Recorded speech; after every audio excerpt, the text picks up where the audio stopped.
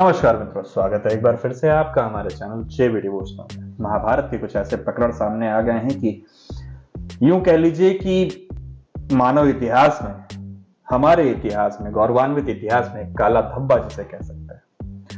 आ गया है समय उस चौसर के खेल का जहां से महाभारत के युद्ध की नींव रखी गई है। शुरू होने वाला है चौसर का खेल। नियम बनाने जा रहे हैं भीष्म पितामह। आदेश है शकुनी मामा का। समस्त कुरु राष्ट्र इस खेल को बैठ करके देखे। गुरु द्रोण को भी इनवाइट किया है, मतलब किसी को छोड़ा नहीं है।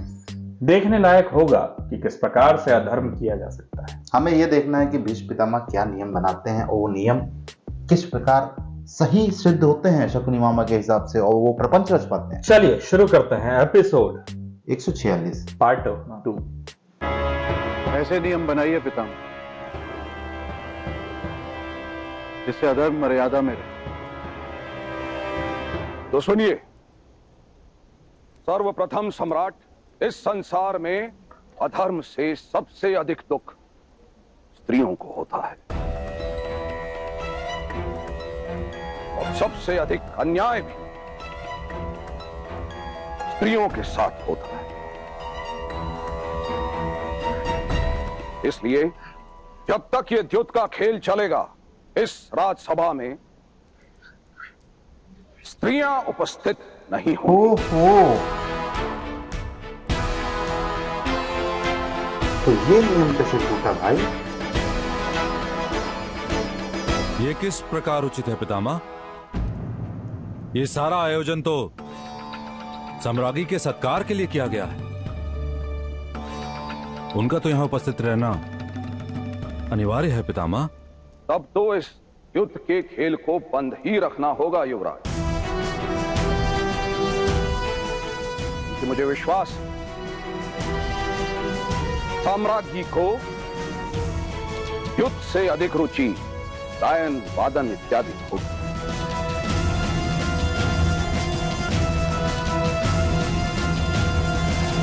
नहीं नहीं महामहिम, महारानी ने साम्राज्ञी के लिए वस्त्र तथा आभूषण देखने का आयोजन किया है।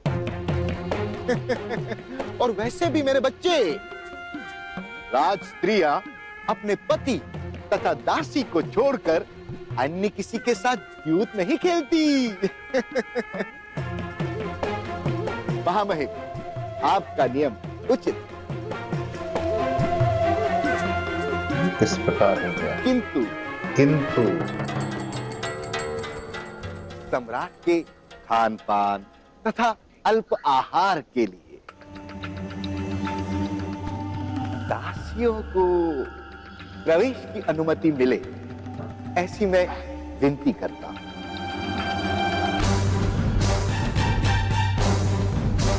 भाई साहब, क्या ही बुद्धि है यार। उचित है, दासियों को बुलाने पर राजसभा में आने की अनुमति है। पितामह ने सोचा तक नहीं होगा। दूसरा नियम यह होगा सम्राट, करेक्शन करवा दिए। दोनों प्रतियोगी प्रत्येक बार में एक ही मूल्य की समान वस्तु दांव पर लगा सकते हैं। समान आभूषण के सामने उसी मूल्य के आभूषण दांव पर लगाने होंगे। उचित है पितामह। और तीसरा नियम यह होगा, दोनों प्रतियोगी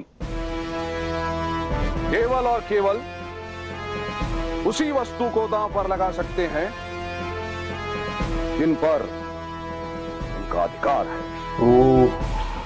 पर सम्राट का अधिकार तो समग्र आर्यवर्त पर है पितामह। किंतु तुम्हारा अधिकार एक गांव पर भी नहीं है। बेइज्जती हो गई यार।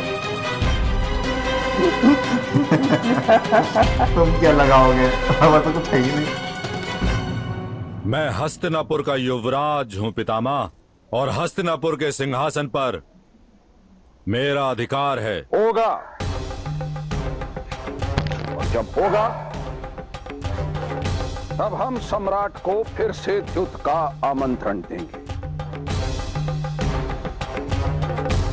किंतु इस समय तुम केवल और केवल अपने वस्त्र, आभूषण और अपनी स्वर्ण मुद्राएं ही दांव पर लगा सकते हो। मान लिए उसी मूल्य की वस्तुओं को सम्राट भी दांव पर लगाए। पर पितामह, इस नियम के कारण तो इस खेल में विजय और पराजय का आनंद ही नहीं आएगा। 2-4 खेल में युद्ध सभा पूर्ण हो जाएगी पितामह। तो उसमें अनुचित क्या है युवराज? आप क्या द्युत होने नहीं देना चाहते? नहीं चाहता पुत्र दुर्योधन। क्लियर। खेल बंद करो। सब लपेटो, निकलो। मामा इस बात पे भी एग्री हो जाएंगे, मुझे लग रहा है। खेल बंद करो। मैं पुत्र युधिष्ठिर से हस्तिनापुर की ओर से क्षमा मांगूंगा। वो असंभव है। मैं अपने इस आयोजन को नष्ट नहीं होने दूंगा पितामह। ऐसी कौन सी योजना है भ्राता दुर्योधन जिसमें ये नियम बाधा बन रहे हैं? सही बात। सम्राट को प्रसन्न करने की योजना है युवराज भीम, और कोई नियम बाधा नहीं है। सम्राट, यदि आपकी आज्ञा हो तो मैं कुछ निवेदन करना चाहता हूं। अवश्य।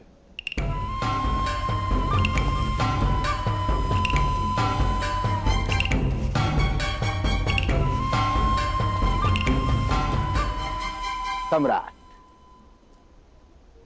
युद्ध हो, कोई प्रतियोगिता हो या द्यूत हो, समर्थ मनुष्य के लिए तो सब खेल है। तो क्यों खेलते हैं हम ये खेल? संपत्ति के लिए? राज्य के लिए? नहीं मामा, विजय प्राप्त करने पर जगत में यश, कीर्ति और प्रशंसा प्राप्त होती है। सम्राट यथार्थ कह रहे हैं। सम्राट से अधिक बुद्धिमान अन्य कोई नहीं। मनुष्य जीतता है तो उसका गर्व बढ़ता है, मनुष्य हारता है तो गर्व टूटता है। मनुष्य की वास्तविक संपदा उसका गर्व है।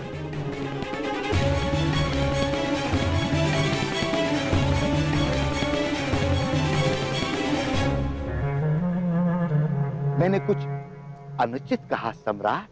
यथार्थ कह रहे हैं आप मामाश्री। गर्व से ही सर्व है।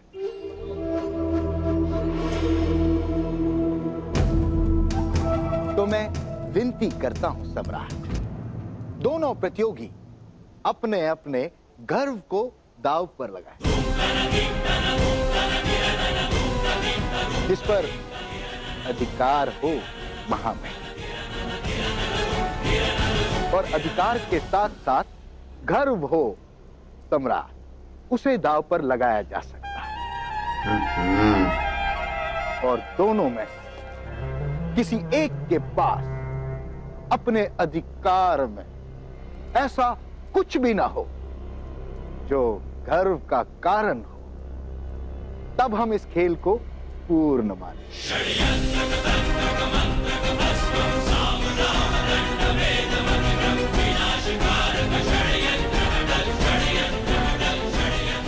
ज्येष्ठ, भ्राता दुर्योधन के पास गर्व और अधिकार दोनों हो, ऐसा क्या क्या है वो हम नहीं जानते। और सम्राट के पास क्या क्या है ये हम नहीं जानते। वो हम जानते हैं राजकुमार सहदेव।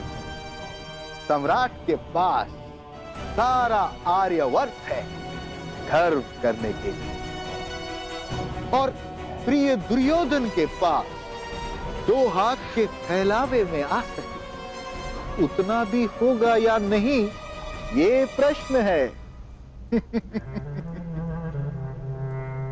तो सम्राट, आप ये नियम मान्य करते हैं?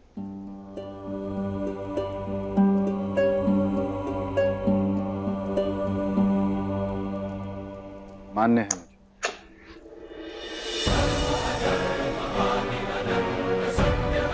टीपीपी देख रहे होते हैं ना, अगर थर्ड पर्सन पर्सपेक्टिव।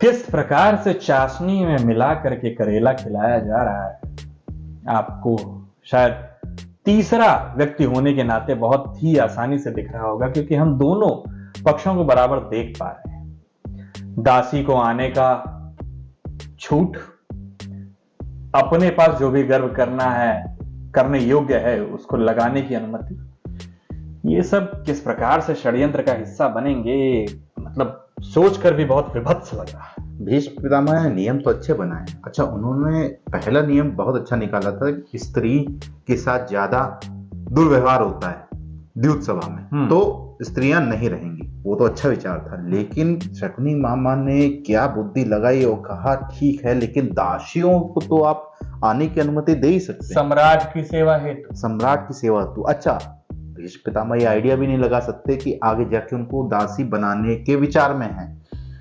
अब किस प्रकार, मतलब नियम आपके हैं, लेकिन थोड़ा सा करेक्शन हमारा होना चाहिए। चलिए, वही है एडवोकेट वाली भाषा, हमारी माफी चाहेंगे अगर कोई हो तो। लेकिन नियम कंडीशंस, हाँ, नियम जब पता होते हैं तो उसके साथ खेला अच्छे से जाता है। चलिए, इस एपिसोड को हम यहीं समाप्त करते हैं। जल्दी लौटेंगे एक और नए एपिसोड के साथ। प्लीज इस चैनल को लाइक, शेयर एंड सब्सक्राइब करना ना भूलें। तब तक के लिए राधे राधे।